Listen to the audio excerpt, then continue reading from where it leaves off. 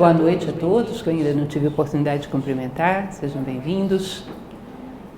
Sejam bem-vindos àqueles que estão comparecendo hoje pela primeira vez. Damos seguimento hoje à leitura do nosso livro Caibalion. Esclareço, porque algumas pessoas têm assistido palestras, às vezes pegando pela terceira, quarta, natural, né? E não sabem que o livro que nós estamos abordando é um livro escrito em 1908, de autoria anônima, baseado na tradição hermética. Não é diretamente a tradição hermética. Nós estamos trabalhando, me desculpe se eu me empresto o seu livro, só um minutinho. É esse livro, e é um livro que é um comentário, muito obrigada, muito feliz das leis herméticas. Eu sempre faço questão de repetir esse pequeno pedacinho de início. A ideia é comentar e explicar, na medida em que isso é possível, as 7 leis de Hermes Trismegisto. Lembrando que Hermes Trismegisto é um sábio egípcio que teria vivido alguma coisa em torno de, 1.500 a 2.600 anos antes de Cristo. Vocês vão dizer, mas é uma margem de erro alta demais isso. Não é tão alta se você considerar que tem gente que acha que nem existia e não existiu. Então, a polêmica histórica sobre esse assunto é muito grande. Sabe-se que alguém, um homem ou vários homens, numa escola chamada hermética, no Egito Antigo, tinha esse conhecimento, acreditava que o universo é todo regido por leis em todos os seus planos, da manifestação, desde os mais sutis até os mais concretos, e que as leis principais são 7. E que, conhecendo essas 7 leis, podemos vê-las funcionando e entrar em harmonia com elas. Porque o grande problema da humanidade é irmos na contramão da natureza. Estamos constantemente provocando colisões. Porque ao invés de caminhar lado a lado com a natureza, estamos sempre brigando com ela. Não entendemos o propósito dela e às vezes, aliás, eu teria que dizer que na maioria das vezes, achamos que ela não tem propósito nenhum. Que os espertos e inteligentes e racionais somos nós. A natureza é bobinha, caótica e aleatória e não sabe o que faz. E essa crença absurda que nós alimentamos nos dias atuais faz com que nós estejamos permanentemente em choque. Com a natureza humana, inclusive. Não é só com a natureza externa em geral. Inclusive com a natureza humana. Nas suas idades, nos seus papéis, nos seus sexos, nas suas nacionalidades, nas suas religiões. Ou seja, não entramos em harmonia nem mesmo com a natureza humana. E isso exatamente porque achamos que existe caos e os únicos pensantes aqui somos nós. E isso é uma das crenças absurdas de um ciclo materialista, que faz com que constantemente estejamos provocando essas colisões.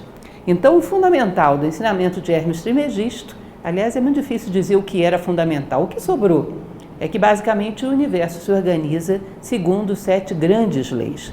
Esse livro de 1908, então, se propõe a explicá-las, porque o que sobrou da tradição hermética é muito pouco e, como diz o próprio nome, muito hermético.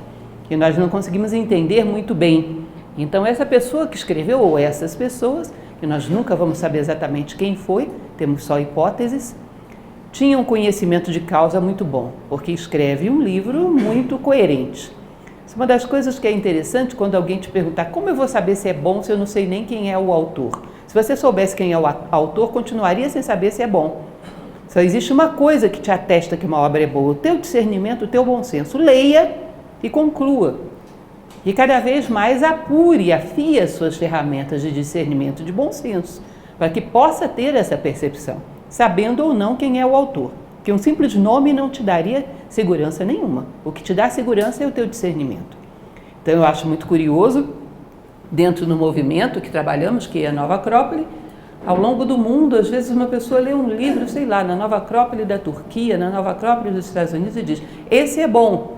E é muito confiável essa opinião, porque é a opinião de uma pessoa que reflete, que está acostumada a analisar as coisas que passam pela sua mão segundo um critério próprio, que eu particularmente nunca vi falhar nenhum desses palpites, são muito confiáveis. Agora, atualmente, muitas vezes as pessoas dizem que é bom porque ouviram alguém dizer que é bom, ou porque não se deram ao trabalho de fazer uma análise própria, só saíram clonando a moda, e às vezes você segue recomendações que depois são muito frustrantes, não é isso? Porque é muito cômodo rodar o software vida e não criar um discernimento próprio sobre as coisas. Quem me garante que esse livro é bom? Ninguém, só você, o teu discernimento e o teu bom senso.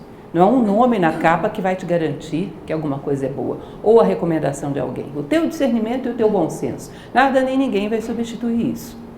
Então, o que nós estamos falando sobre esse livro, hoje estamos entrando no capítulo 7. Lembrem que toda vez eu coloco esse versinho, agora já identificado, de um poeta inglês chamado Edward Carpenter, que faz parte, é um trecho de um poema muito grande, muito interessante. E esse poema ele é citado na introdução do livro e eu sempre repito até para dar um tom à leitura que vamos fazer. É porque ele sintetiza muito bem o espírito desse livro, que é transmitir o conhecimento para as próximas gerações, não deixar que ele se perca. Se em 1908 já era raro alguém saber o que Hermes Trismegisto dizia, hoje eu acho que ninguém entenderia mais nada. Porque à medida que vamos ficando mais extensos em conhecimento, vamos ficando mais rasos também. E com muita dificuldade de interpretação de qualquer coisa simbólica. Eu me admirei muito, por exemplo, não criticando, não é esse o intuito, mas eu achei interessante as pessoas terem a sinceridade de me dizer que, por exemplo, o Profeta de Khalil Gibran, que é um livro enormemente mais simples do que esse, muitas vezes já tinham lido e não tinham entendido. Porque nós temos o hábito, hoje em dia, de uma literatura muito superficial do ponto de vista simbólico. Uma literatura fast food, que não nos dá o trabalho de refletir. Então ficamos desabituados. Habituados, às vezes, a um raciocínio matemático, científico, técnico, mas a visão simbólica é muito rara no nosso momento histórico. Bom, então esse poema vai dizer: não deixeis que se apague a chama mantida de século em século nesta escura caverna, neste templo sagrado, sustentada por puros ministros do amor. Não deixeis apagar essa divina chama. De uma maneira poética, o que esses 5 versinhos estão dizendo, essa estrofe, não deixe que o conhecimento se perca, não deixeis vós que o conhecimento se perca. Tenham um compromisso com as gerações futuras como se fossem vossos filhos, que de fato são. Pensem que aquelas pirâmides egípcias, hoje sabemos muito bem disso, que foram construídas por gerações de trabalhadores. E as primeiras gerações não tinham nenhuma esperança de ver aquela obra concluída. Construíam para o futuro, para rostos que eles não chegariam a ver, para deixar um depoimento da grandeza dos seus sonhos para pessoas que eles não conheceriam. E isso é uma coisa curiosa pensarmos que alguém já pensou dessa maneira em termos de compromisso com a humanidade futura. Porque às vezes a gente não se compromete nem com a humanidade presente, que dirá com a futura.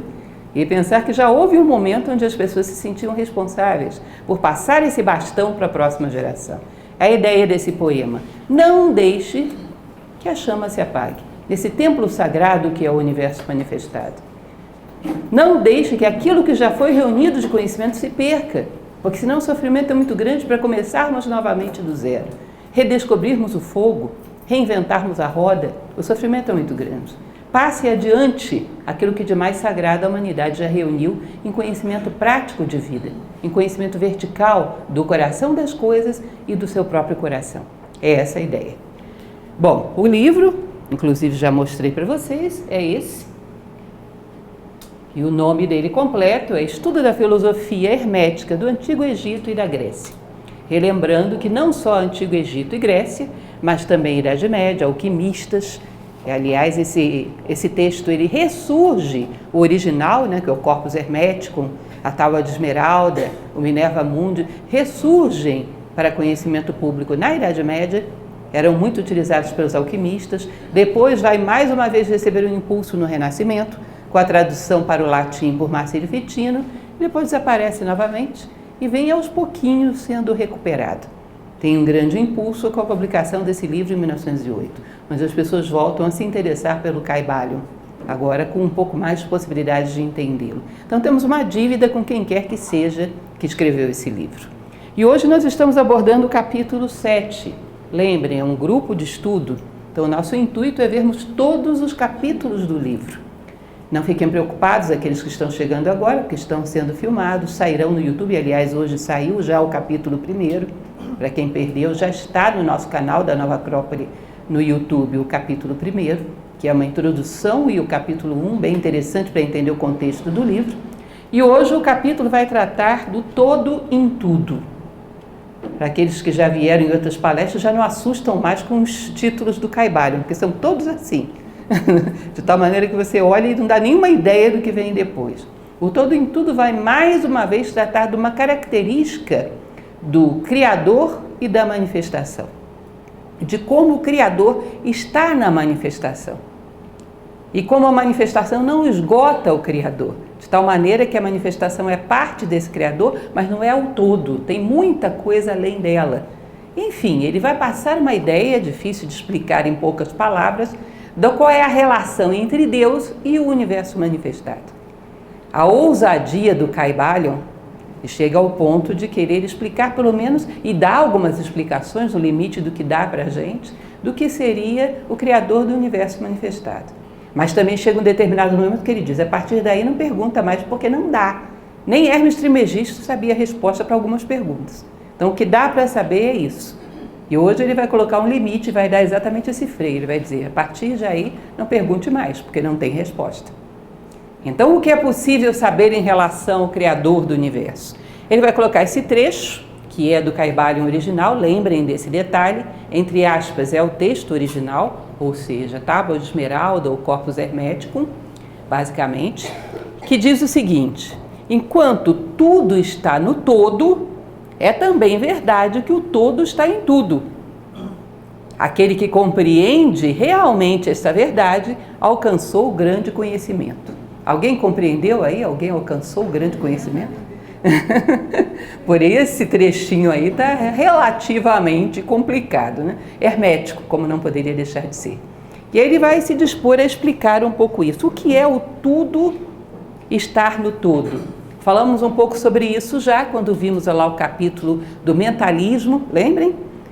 O todo é mente, o universo é mental. Então, o universo manifestado em todos os seus níveis, não só na matéria física, energia, emoções, plano mental, plano espiritual, todo o universo manifestado seria um pensamento dentro da mente de Deus.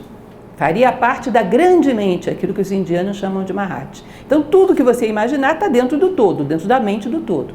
Agora, e o contrário? O todo está em tudo. O que significa isso?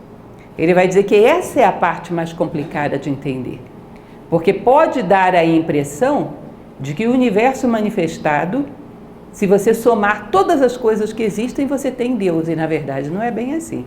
Você tem aspectos de Deus, mas ele é muito maior do que isso. O todo é muito maior do que a soma das partes. Falando de uma maneira um pouco mais clara, embora a carinha de vocês está me dando a impressão de que não foi nada mais clara, mas vamos lá. Ele usa um exemplo que ajuda muito, porque esse exemplo tem 1001 utilidades, muito interessante. Que ele fala, a criação está impregnada do artista. Ela é um aspecto dele, mas não o esgota. O exemplo de Otelo e Shakespeare. Eu mesma já dei esse exemplo para vocês.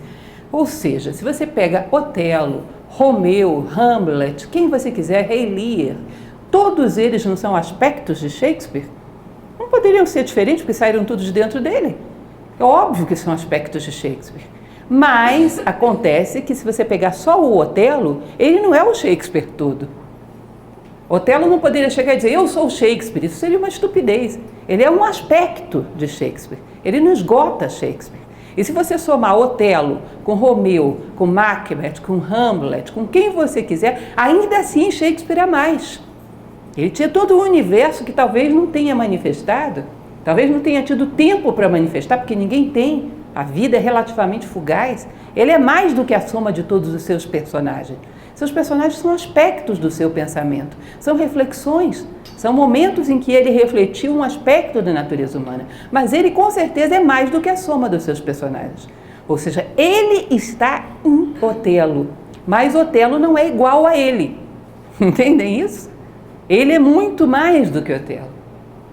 Guardadas as devidas proporções, porque a gente está falando de uma mente limitada de um ser humano, que é a mente de Shakespeare, e quando se trata do todo, você está falando da mente total do universo, a mente de Deus, guardadas as devidas proporções, a criação é mais ou menos assim.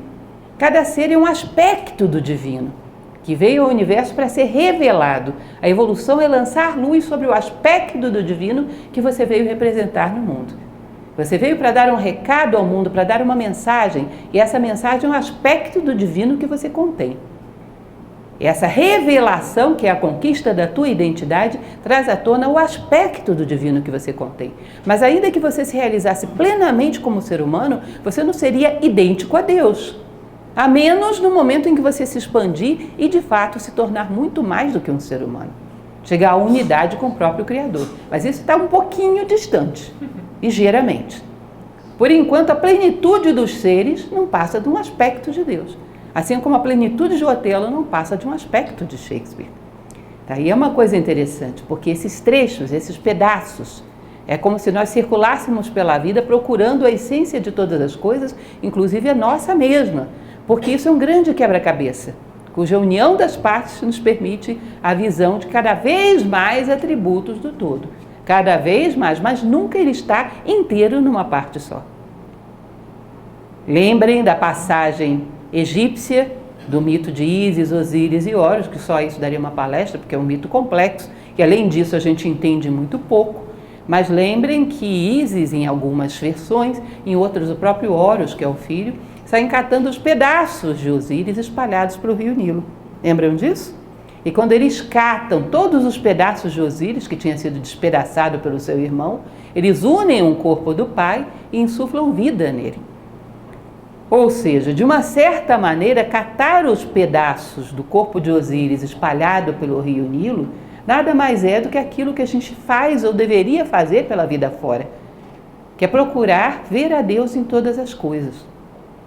Quando vemos a Deus em nós mesmos, revelamos um pouco mais da nossa natureza. Vemos a essência de qualquer ser, de qualquer coisa, de qualquer acontecimento, revelamos um pouco da natureza íntima desse ser e permitimos que ele faça o que ele veio fazer no mundo, que é dar o seu recado.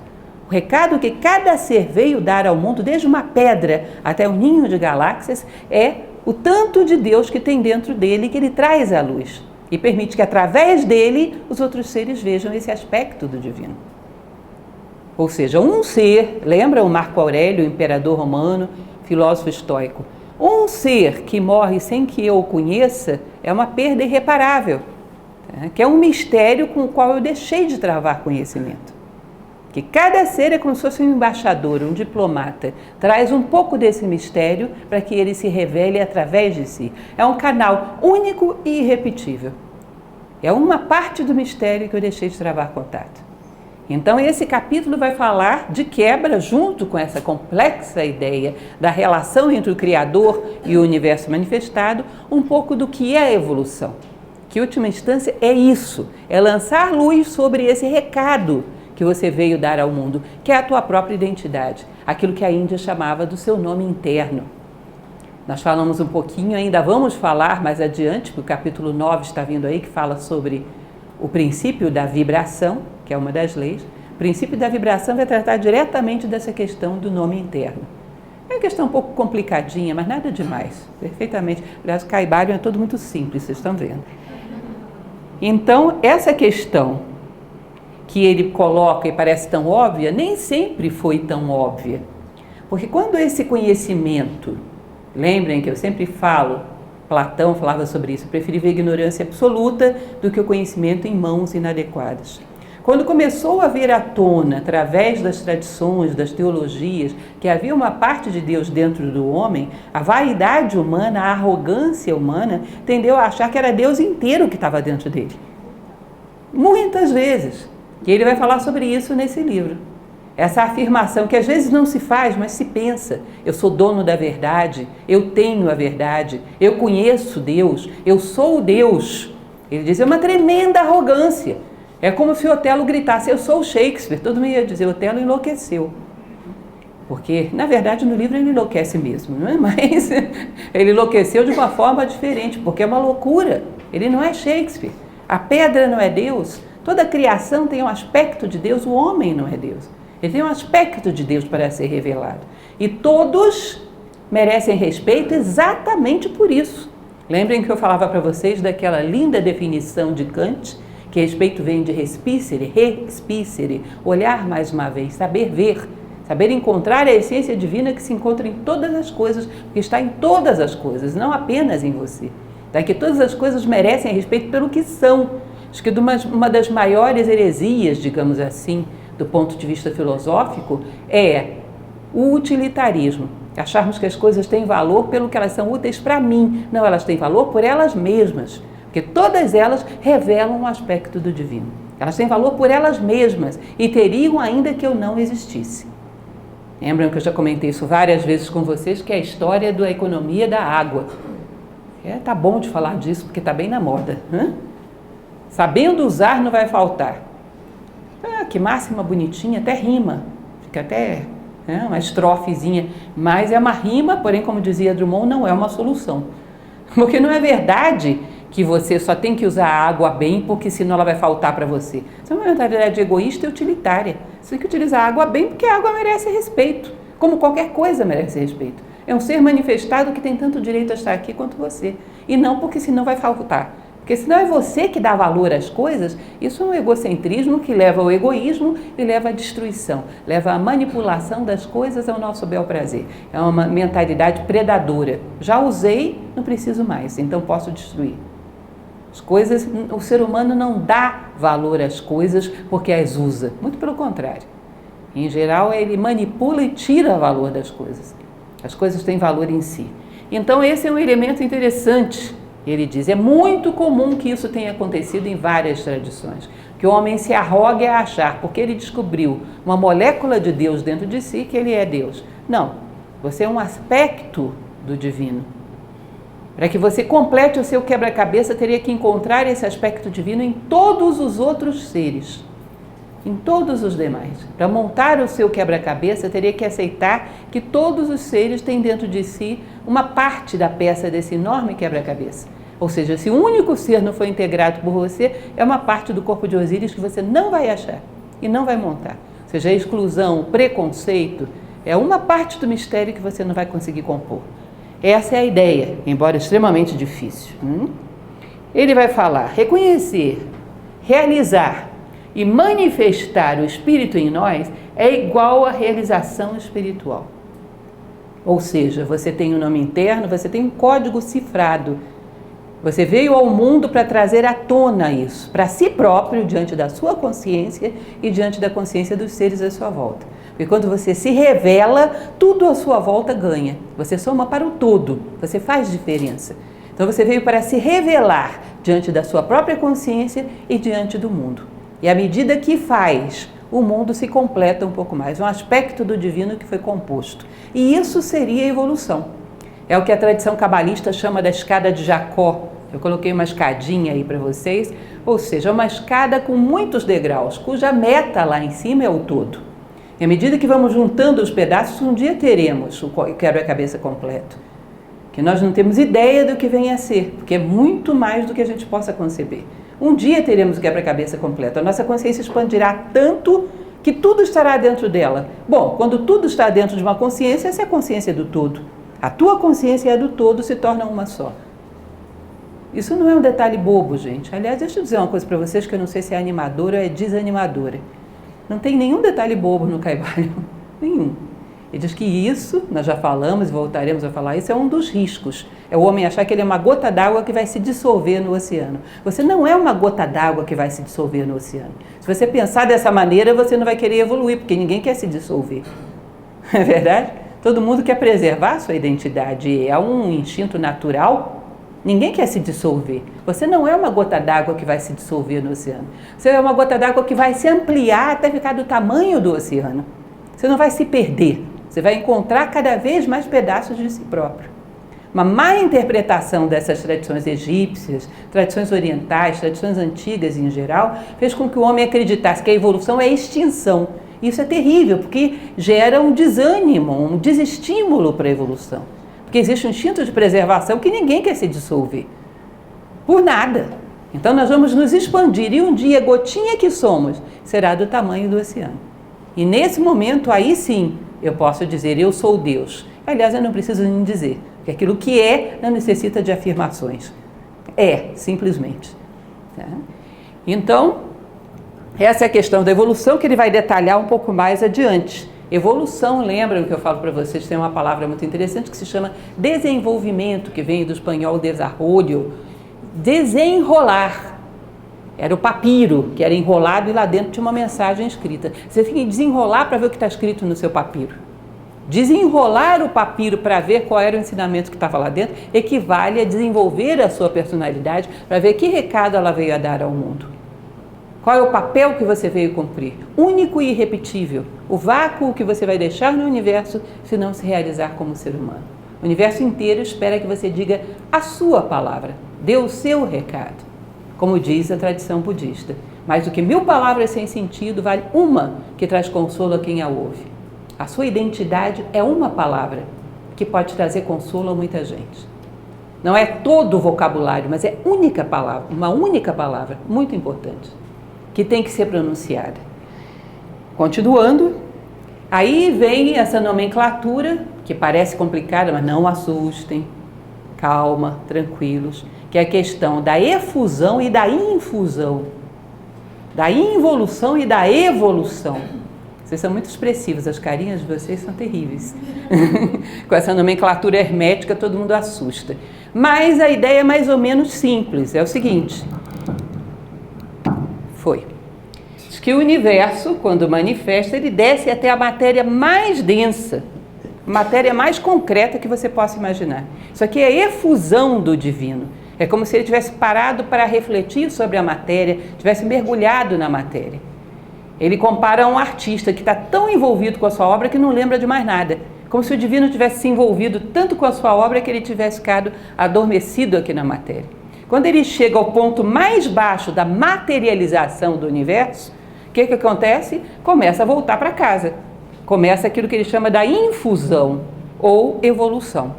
Então aqui tem a involução, não no sentido negativo de que seja má, ela é necessária. Tem que descer até a matéria mais concreta e depois começa a voltar para casa. Esses dois processos fazem parte do ciclo do universo. Ixi, tem tanta coisa mais que a gente poderia dizer sobre isso. Existe aqui seres que trabalham para ajudar a consciência dos seres a entrarem na matéria. Nesse momento, a lógica é fazer com que a consciência dos seres desidentifique da matéria. O que era positivo aqui se torna negativo aqui. São dois momentos do universo. E ele diz que a descida da consciência dos seres à matéria se produz em conjunto. Puf! Todo mundo desceu, é a grande queda. Todos os seres desceram à matéria. Agora, a subida é individual. A subida se faz com o despertar da consciência individual de cada ser. Então ele diz que quando termina a descida aqui na matéria mais densa, isso está nesse capítulo, a matéria começa a se tornar cada vez mais complexa, mais elaborada, e num determinado momento essa matéria vai gerar vida. Gerou vida, oba! Ela começa a se organizar em formas cada vez mais complexas e num determinado momento ela revela a mente. Ótimo, a mente se revelou. Aí ela continua trabalhando, essa mente se evidencia. Legal, a mente se evidenciou, começou a reger o processo. São duas coisas muito diferentes, a mente manifestar e a mente evidenciar. A mente todo mundo tem, mas quem é guiado por ela? Entendem? Muita gente é guiada pelos instintos, ou seja, a mente ainda não se evidenciou. Quando a mente se evidencia, ela começa a despertar e construir cada vez mais uma consciência individual. Essa consciência individual vai fazer com que esse homem, num determinado momento, passe para o nível espiritual. E a partir desse nível espiritual, ele tem a propulsão até a volta para casa, a volta para o todo, ou seja, a reabsorção no espiritual. Então a gente já está nesse arco de subida. Nós já estamos evoluindo individualizadamente. A mente já manifestou. Evidenciar já é um pouco mais complicado, mas manifestar ela já manifestou. A consciência está ou deveria estar em construção. Num determinado momento, essa consciência em construção, essa individualidade é um trampolim para uma espiritualidade muito aguçada. E essa espiritualidade muito aguçada vai levar às portas de Deus. E é o que dizia a tradição cabalista. Chegaremos à casa do Pai com os braços repletos de frutos. Essa consciência que reunimos pelo caminho. E isso, muito simplificadamente, seria o processo da evolução. Você desce em conjunto, sobe individualmente. Mas, apesar de subirmos individualmente, não confundam, individualidade não é sinônimo de individualismo nem egoísmo. A tua identidade se aprofunda quando você tem um pensamento mais responsável em relação ao todo. Você não está caminhando para o todo? Tem que pensar como um todo. Embora você tenha uma identidade individual, mas você tem que pensar como um todo. Cada vez mais fraternidade. Você tem uma identidade individual, mas ao mesmo tempo cai na armadilha do egoísmo, aí não sobe. É um dos perigos da individualidade, se tornar individualismo e egoísmo. E a subida para o todo é cada vez mais fraternidade. E isso trava o caminho de subida. E é exatamente o drama que a gente está vivendo.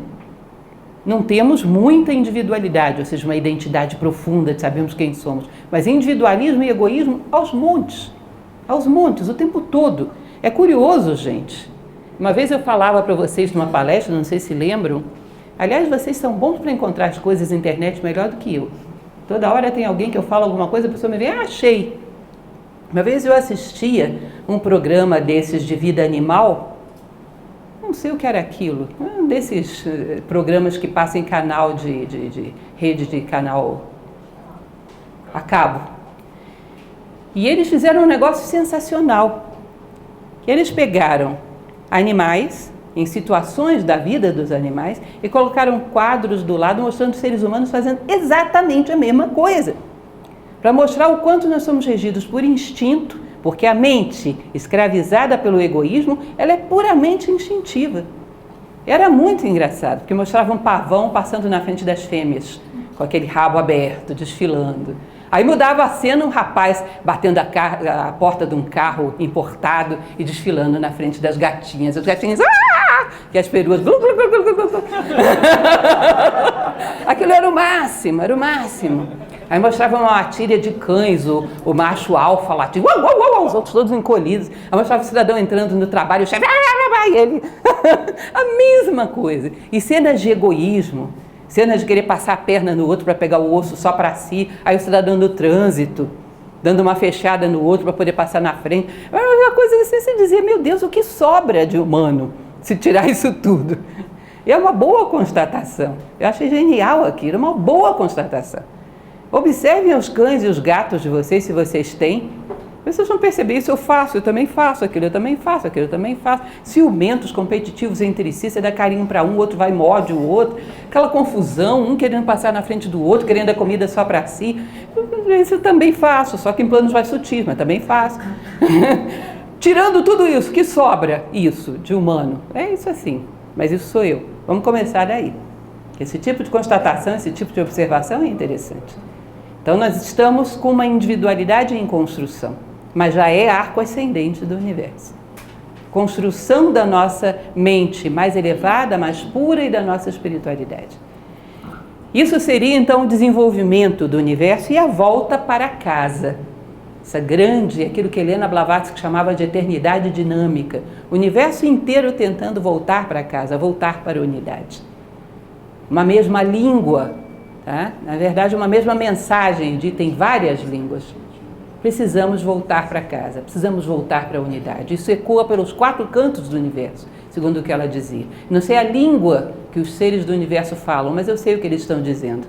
Precisamos voltar para casa, precisamos voltar para a unidade. Tenho saudade de mim mesmo, tenho saudade do Pai, tenho saudade de casa. Aliás, Platão dizia que o sentimento de beleza mais legítimo é nostalgia. Quando você olha uma coisa legitimamente bela, você sente saudade de casa, porque você lembra que esteve num lugar onde tudo era assim. Você não deseja as coisas verdadeiramente belas. Você vê através delas e tem saudade de si mesmo. Como se você tivesse uma reminiscência de que já esteve num mundo onde tudo era estético, onde tudo era beleza. Daí que a beleza ajuda tanto no processo de crescimento da consciência humana, conviver com ela. Platão é muito rigoroso nessa observação, né? A necessidade de se conviver com beleza e com harmonia. O todo desperta e se manifesta, e a vida gera formas mais elevadas e a mente se evidencia, as vibrações se elevam. O espírito individual se expande até coincidir com o todo. Então lembrem que subir a escada, a mente se evidenciar e as vibrações se elevarem. Vem por aí o capítulo 9 que fala sobre o princípio da vibração. Mas já tivemos lá atrás no capítulo 3 uma visão geral, onde falamos para vocês que a nossa identidade mais profunda é onde a nossa consciência está vibrando. E teremos que puxar essa vibração mais para cima. A evolução nada mais é do que a depuração do gosto. Gostar de refletir sobre coisas grandes, coisas verdadeiras. Gosto demais daquela frase do Confúcio, que eu já falei para vocês 1000 vezes. O homem vulgar fala de pessoas. O homem comum fala de coisas. O homem nobre fala de ideias. Interessar-se pelas ideias. O que é o sentido da vida? O que é a vida em si? O que é a morte? O que é a consciência? O que é o tempo? Como é que as coisas se vão dessa maneira? O que é real no meu sentimento de amor? O que é verdadeiramente amor e o que é uma mera carência, um mero apego, um mero hábito? O que existe de real por trás dos meus sentimentos? O que é de fato um sentimento? É um nível de curiosidade muito humano. Isso nos diferencia no universo. Por muito que um animal seja muito evoluído, será aquele cãozinho super esperto que você tem na sua casa, você não vai ver ele parado com o queixo na pata, pensando sobre o que é o amor, e se ele realmente ama você ou só é só o desejo de um bife. Ele não vai entrar nessa seara, isso é muito sutil, isso é humano, isso é a nossa turma, isso é o nosso mundo. Aí a gente se justifica como seres humanos. Não só buscar, mas começar a se comportar de maneira coerente com aquilo que encontrou. Então eu tenho muito pouco amor, deixa eu desenvolver mais. Deixa eu ver o que é o amor. Por que eu não estou entendendo direito o amor? Por que os meus sentimentos passam tão depressa? Não são sentimentos. Deve ser uma criança que enjoa do brinquedo. Está muito parecido com uma criança que enjoa do brinquedo. Ganha no Natal, antes do Ano Novo, ela já enjoou. Se fossem verdadeiros sentimentos, não passariam tão depressa. O que eu tenho de verdadeiros sentimentos? Como é que eu cultivo isso? Quem sou eu? Como é que eu me encontro dentro de mim? Essa curiosidade, essa necessidade humana faz com que as tuas vibrações vão se elevando. A nossa identidade humana vai se afirmando e se depurando. E gostar das coisas que te puxam para aí, que aí é muito interessante. Não precisa ninguém te obrigar a gostar de boa música. Você sabe qual é a música que puxa a tua consciência para aí. Não precisa ninguém te obrigar a gostar de boa leitura. Você sabe qual é a leitura que puxa a tua consciência para esse ponto. Começa a desenvolver discernimento. Entende aquilo que eu falava no início? As pessoas perguntam para mim, como é que faz para eu confiar nesse livro Kybalion? Olha, meu caro, se você não tem discernimento para saber o que é bom, o que depura a tua consciência, o que te eleva, quem vai te garantir que algo é bom? Vê que tipo de vibração as coisas geram em você. Para onde levam tua consciência? Pelas vossas obras os conhecerei. Obviamente as coisas boas te puxam para cima. Se não, não. E não importa se está na moda. Se não, não. E ter a coragem de assumir isso diante da própria consciência. Ter coragem de assumir a si próprio.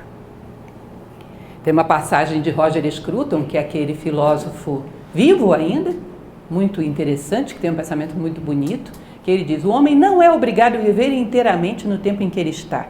Ele pode entrar através da fresta do tempo e escolher todas as coisas boas de todos os tempos e criar o seu próprio mundo. Não só pode, como deve. Porque ele cria esse protótipo de tudo que de melhor já houve, esse protótipo no futuro será real. Porque como é que uma coisa vai existir no futuro se não for pensada no presente? Tudo nasce no plano mental. Essa seleção inteligente das melhores coisas que o homem produziu, que vai gerar uma maquete do que será o mundo no futuro. Se ninguém faz isso, não tem mundo no futuro. Nós somos responsáveis por isso. Continuando. O ciclo é como um piscar de olhos para o todo. Ou seja, parece uma eternidade. Se fosse falar para vocês do calendário Brahman de Azura Maia, vocês iam cair de costas, porque os hindus chegam ao nível do requinte. É lógico que aquilo é mais simbólico do que propriamente concreto. Mas ele chega ao nível de dar uma cifra para o universo manifestado, que é o tal do calendário Brahman de Azura Maia. Você diz, nossa Senhora! Olha, para o todo é um piscar de olhos. Assim como nós sabemos que existem micro-organismos que vivem na nossa pele, no nosso organismo, que, vivem, sei lá, minutos, segundos. Para eles é tempo aberto. Ou seja, essa questão da grandeza, tanto no espaço quanto no tempo, é uma coisa muito relativa. Depende do nível de consciência do ser que está vivendo essa realidade. O universo não sabe onde termina o grande e onde começa o pequeno. Então diz que para a criação, o universo manifestado é um piscar de olhos. É um ciclo de vida de Brahman. É a manifestação de Brahman na tradição indiana. O homem se retira cada vez mais da matéria para o espírito. Lembram que eu falei para vocês, isso é tempo real, isso é a dimensão de Cronos grega. Você está se retirando cada vez mais da matéria para o espírito. Não significa que você tem que deixar de atuar na matéria. Significa que vai ver a matéria sob o ponto de vista do espírito. Com muito mais maturidade, muito mais responsabilidade, muito mais carinho por ela.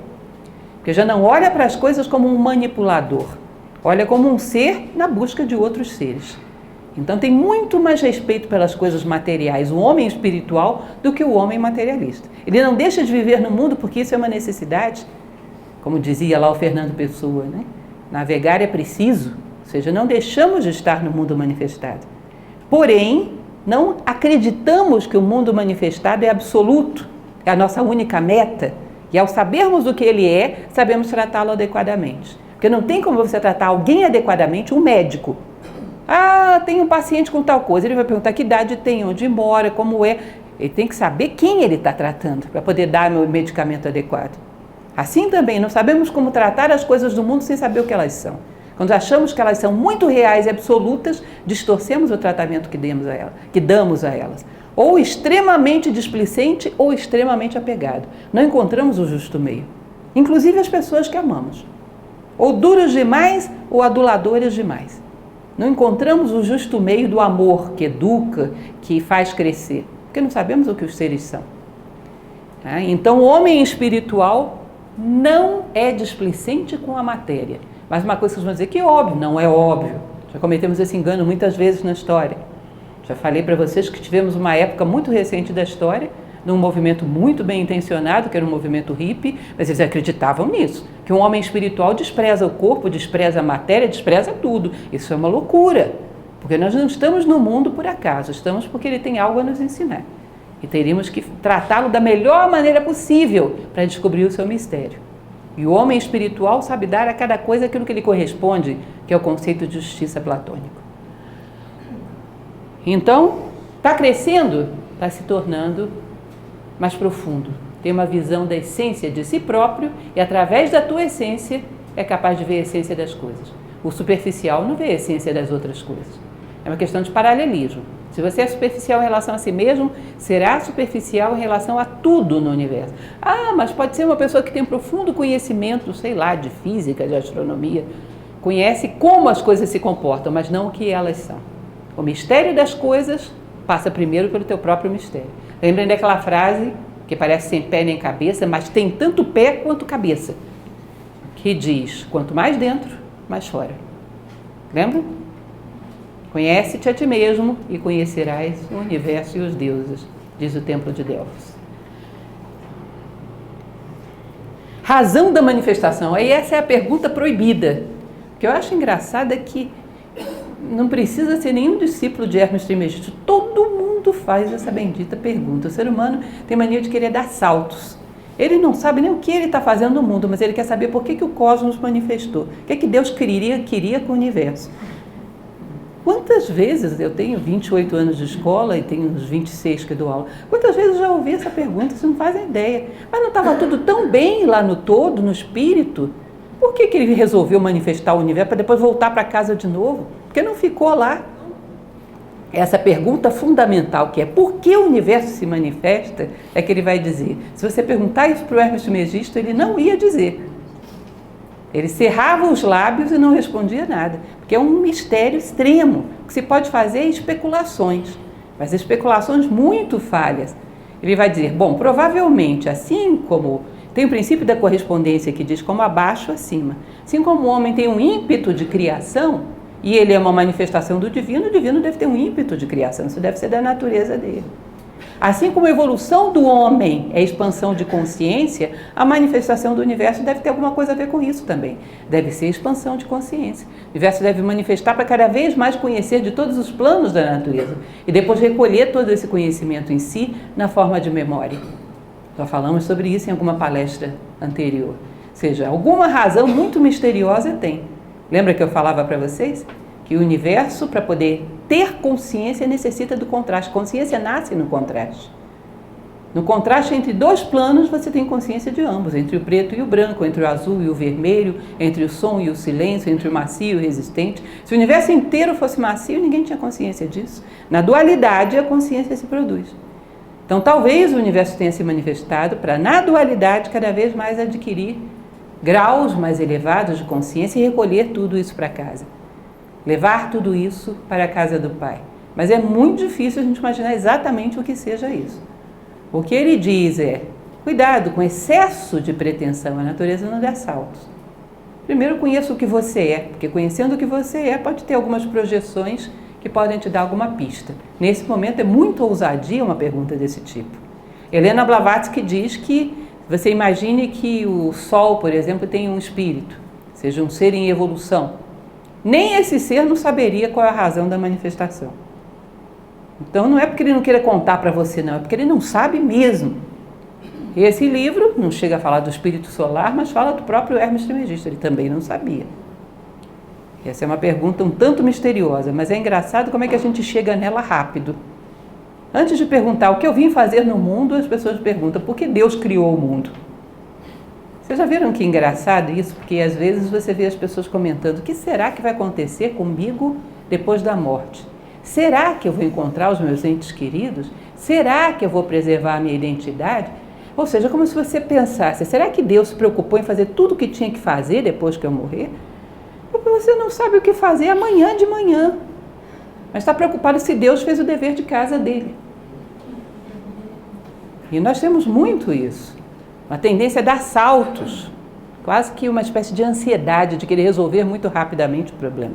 A natureza não dá saltos. Nesse momento há que saber o que somos e que parte do divino viemos revelar ao mundo. O que é a nossa essência? Bom, e por fim, hoje é um capítulo curto, ele vai dizer: nem Hermes responderia isso. E diz que ele não respondia mesmo, ou seja, se ele não respondia, é sinal de que alguém perguntava. Então isso é um consolo para nós, porque nós estamos perguntando, parece que tinha curiosos naquela época também, alguém perguntava. O que ele dizia é que um pouco dessa essência está em todos os níveis do universo. Ou seja, um pouco da essência divina desce à matéria, desce ao plano energético, desce ao plano emocional, desce ao plano mental, vai ficando um pouco dele em cada um desses patamares. Você quer saber o que ele é? Sobe.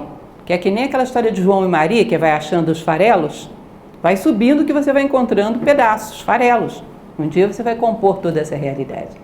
Isso é muito interessante, porque como eu falei para vocês de início, nada é tão simples. Nada é simples em se tratando de tradição egípcia. Esse exemplo do farelo e do João e Maria, ele é muito interessante. Se você considera o absoluto do amor, por exemplo, quem deve ter é só o todo. O absoluto da justiça, porque nós somos relativos, como teríamos alguma coisa absoluta? O absoluto da bondade, só quem deve ter é o todo. Mas acontece que esses elementos precisam descer ao mundo, precisam se manifestar em todos os planos. Como é que eles vão descer ao mundo? Imagine o amor, irradia lá de cima, bate aqui embaixo, não tem onde se fixar, sobe de novo. Ele precisa de alguma coisa que aqui embaixo encarne o amor no seu patamar, para que ele fique aqui embaixo, um pedaço do amor, em todos os níveis.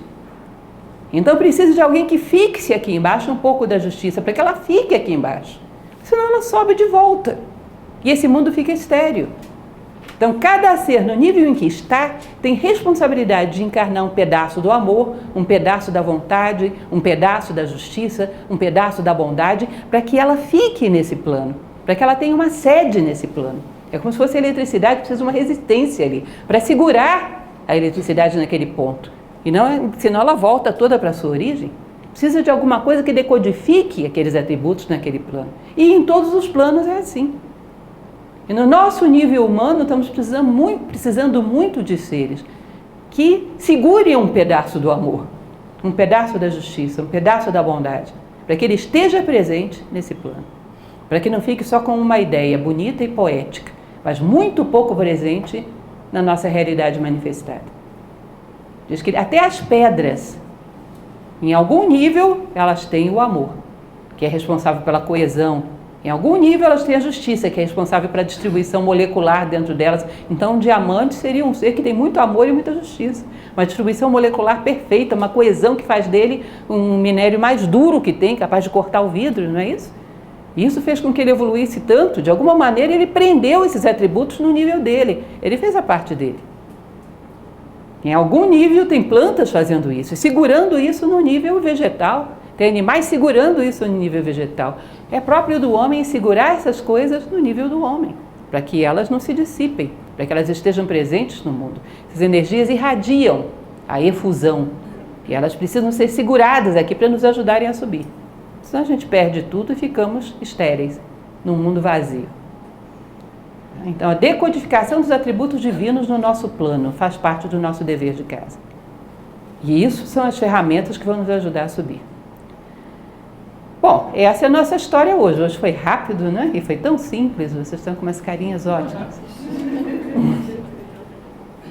Dúvida, gente, sobre isso? O que eu gosto é isso. Vocês entendem tudo. Não precisam perguntar nada. Não? Nenhuma dúvida? Eu espero, aliás, eu tenho a firme convicção que aqueles que estão vindo estão lendo. Porque não fixa muita coisa se não ler. Vocês têm que vir com dúvidas, têm que vir com perguntas. Quando vocês tiverem um tempinho que assistirem aquela minha palestra de técnicas de estudo que está no YouTube, vocês vão ver que até para estudar você tem que fazer isso. Antes de ler o livro, faça perguntas para o autor. Transforme o título do livro, aquilo que está escrito na orelha do livro, transforme em dúvidas, em perguntas e responda você mesmo essas perguntas. E compara depois com o que o autor diz. Você tem que entrar no livro com perguntas, porque senão você fica passivo. Vira um monólogo o livro e você não fixa nada. Se você entra com perguntas, à medida que ele vai respondendo, você compara com as suas respostas e isso fixa. E no nosso grupo de leitura não é diferente, isso é o processo do aprendizado. Quando ele fica passivo, fixa muito pouca coisa. Você entra aqui com perguntas, com dúvidas, com inquietude. Será que é isso mesmo? Mas tem tal coisa que eu pensei que ele não fala. E tal coisa, e tal coisa, e tal coisa. E aí? Pode ser que eu saiba, pode ser que eu não saiba, é muito provável que eu não saiba, mas a gente pelo menos reflete a respeito. Vocês não fazem ideia de quantos exemplos meus nasceram por perguntas de alunos. Eu fui para casa com aquilo, refleti e vim na outra semana com alguma coisa, não muito, mas o que eu encontrei. O Kybalion não fala nada a esse respeito, ele é muito sintético. Ele não fala de local físico, ele fala de local vibratório. Ou seja, ele vai dizer que vai haver vida num nível de consciência muito superior à atual. Ele diz que vai haver um momento que a humanidade inteira vai ser de sábios praticamente, imagina isso. O nível de vibração lá em cima. Ou seja, ele não fala de local físico, ele não fala onde isso vai acontecer. Vai haver algum local, vai haver um palco no tempo e no espaço. A consciência dos seres terá que passar por aí. Então, para eles, o mais importante é o que seremos. Onde e quando, nem tanto. A natureza tem paciência e tem tempo. Todo o universo está aí. Com certeza. Mas também a gente tem que pensar o quanto nós ainda, hoje muito melhor, mas ainda somos limitados para interpretar o que é vida. Hoje a gente está começando a incluir outras coisas um pouco mais flexíveis, não é? Temos um conceito mais amplo. Hoje se sabe, por exemplo, de certos micro-organismos que têm ácido sulfúrico na sua concepção celular. Hoje se sabe, por exemplo, vocês já ouviram falar daquela medusa, Turritopsis nutricula, que ela, quando ela é agredida, ela é um negócio microscópico. Quando ela é agredida por algum outro predador, ela retrocede ao estágio embrionário e desenvolve de novo, ou seja, ela é praticamente imortal. Se você falasse uma coisa dessas há, 50 anos atrás, a ciência vem avançando depressa, era considerado impossível que a vida tivesse essas possibilidades. Então você diz, um planeta não tem vida do jeito que eu entendo a vida hoje em dia? Não, mas sei lá o que tem lá. Sei lá, as possibilidades da vida são um mistério, a gente não sabe nem direito o que ela é, que dirá como ela se apresenta. Hoje a gente já tem uma visão bem mais ousada do que é a vida. Então, obviamente, esteja onde estiver um ser, ele vai evoluir, vai cumprir o seu ciclo. Agora, é muito difícil a gente dizer não existe vida ou existe vida. A vida é um mistério. Inclusive, você vai ver que tradições orientais consideram que a matéria inorgânica também está em evolução. A vida não se baseia só no modelo celular. Eles consideram, por exemplo, que um planeta está em evolução, uma pedra está em evolução. Então, o conceito deles de evolução vai além do conceito de vida orgânica. Pois é, mas é porque... Não. Da consciência? Não. A tabela periódica não evolui toda a partir do hidrogênio? Não, sim. As plantas, as pedras... A evolução... Na verdade, a mente é a parte do caminho, mas nem é o final. Tem outras formas de conhecimento depois que você vai ver que são desenvolvidas, como, por exemplo, a intuição. A mente é como se você dissesse, bom, para evoluirmos temos que passar pelo 3º ano do ensino médio. Temos, mas não é só o 3º ano do ensino médio. A consciência evolui também dentro do plano, por exemplo, emocional. Um animal de ponta, aliás, todos os animais, no seu nível, têm um grau de consciência e reagem aos estímulos e estão evoluindo. Ou seja, a consciência, a evolução da consciência não está tão diretamente ligada à mente quanto você imagina. Ela passa por vários veículos. No meio do caminho, pela mente. Certo? Mas ela passa por veículos antes e passará por veículos depois. Ou já aconteceu. Não sei. Não sei. E também não sei dizer se todos eles obedecem a esse esqueminha igualzinho ao nosso. É muito complicado a gente fazer julgamentos dessa natureza. Pode falar. Não, na verdade eu não me recordo se Hermes usa esse termo. O que eu me lembro de Hermes Trismegisto, do Corpus Hermético, do Tábua de Esmeralda, eu não me lembro ele usando a palavra pai. Agora você vai ver que é muito comum que várias tradições chamem o espírito de pai e a matéria de mãe. É a dualidade primordial. Isso é muito comum. O grande pai e a grande mãe, e o espírito que paira sobre as águas, né? Grande pai e a grande mãe como espírito e matéria. Isso é muito comum, é a dualidade primordial. Agora, o Criador mesmo, o Uno, está acima desses dois. Ele é uma fusão dos dois. Ele não tem dualidade. Isso seria a dualidade primordial, o pai e a mãe.